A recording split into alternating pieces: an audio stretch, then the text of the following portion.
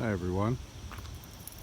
It's the end of September and weather's cooling down a bit here in eastern Michigan, and I like to take my dog for a walk on a regular basis. He's this little guy that I found in the pound, been with me 3 years. They found him rolling around on the streets and running through the neighborhood, and nobody claimed him. And he's a funny little fella.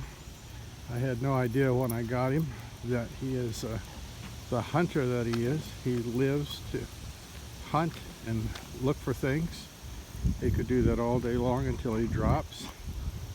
They said he was a terrier, and he may be part terrier. Someone said he looks like perhaps a Spitz, but he's a happy little guy, and I kiddingly call him Chuff because he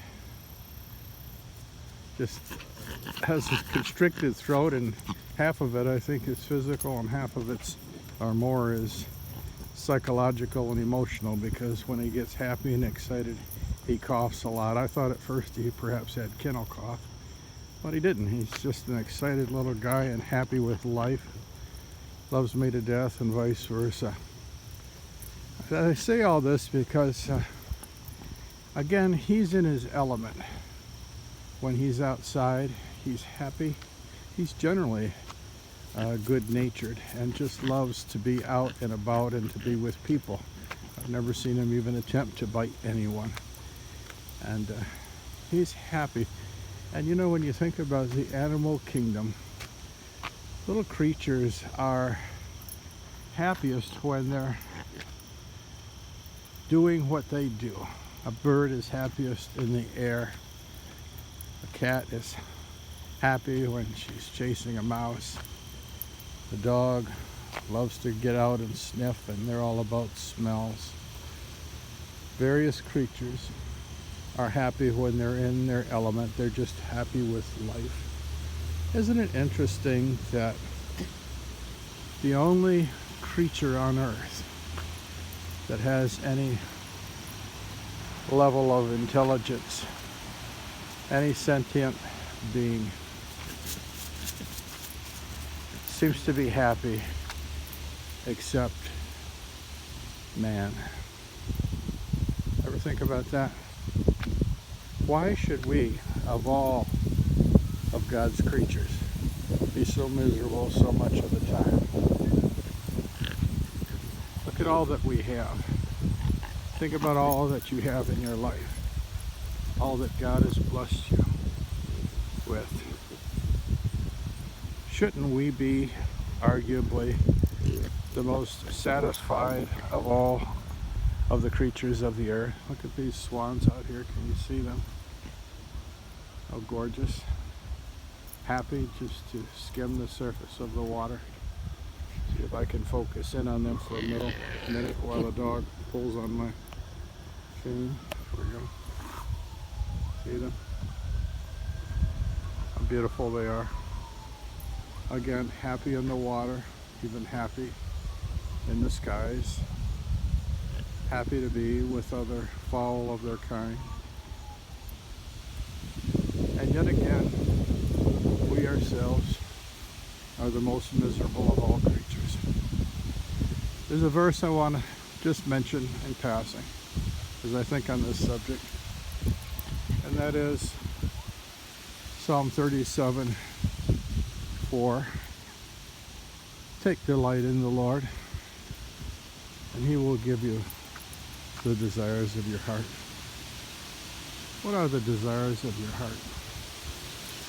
The problem with us so much of the time is we can't articulate what that thing is. We think happiness centers in a person,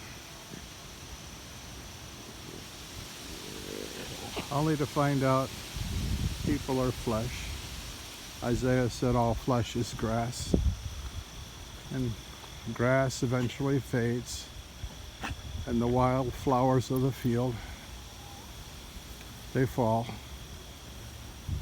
People are limited as to what they can bring to us. We are limited as to what we can bring to them. We put our hopes and dreams in relationships. We think when we invest ourselves in someone, certainly that will make us happy. We'll be in our element with them. And yes, God gives us people. We have great relationships, some of us, friendships. You know, if you have 3 or 4 good friends over your lifetime, you've been a very blessed person, a very fortunate person to have had good friends that have lasted for a long time. That could be a source of joy, but not ultimately the source of joy. We invest ourselves in projects and endeavors. This is especially true in our 20s and 30s and perhaps on into our 40s and beyond. It's like this path right here, isn't it? We go down the path, we see what we see, we explore, and we invest ourselves in things. But as you see, as you get on into your later years, the body wears down, the spirit ebbs, and before you know it, you're heading towards retirement, whatever that means. Projects satisfy to a degree. The workaholic is essentially a selfish person because he wraps himself up in himself and he excuses so much of his responsibility, her responsibility, by being busy and by being, as they think, important. But they can't do that without avoiding other responsibilities in life. The workaholic does not live a balanced life. They live a life of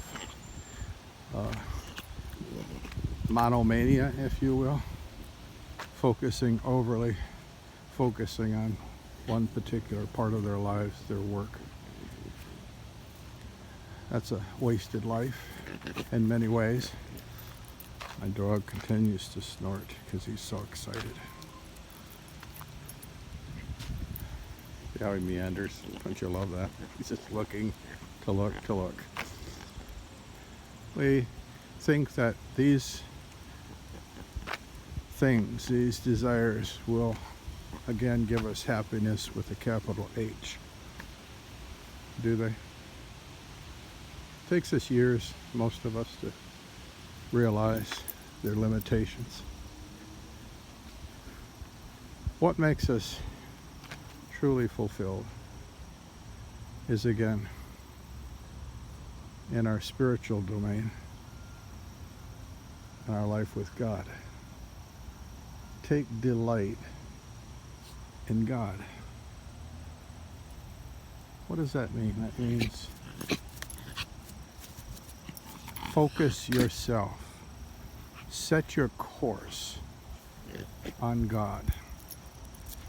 Make that the most important, Him the most important reality of life. Only He will be there when other things and other people and other endeavors fade away. Delight in Him, says the Bible, and He will in turn give you the desires of your heart. He will end up being the fulfillment of your deepest desires. That's a promise. That's a challenge, I think, of the Scriptures. The God who loves you promises to fulfill you if you would give your heart and life to Him. If you would put Him before all other things. Certainly we have lesser delights, but as we look to the Scriptures, especially with the teachings of Jesus, we realize these lesser things cannot be the first thing. What was the great commandment? To love the Lord thy God with all thy heart, soul, mind, and strength.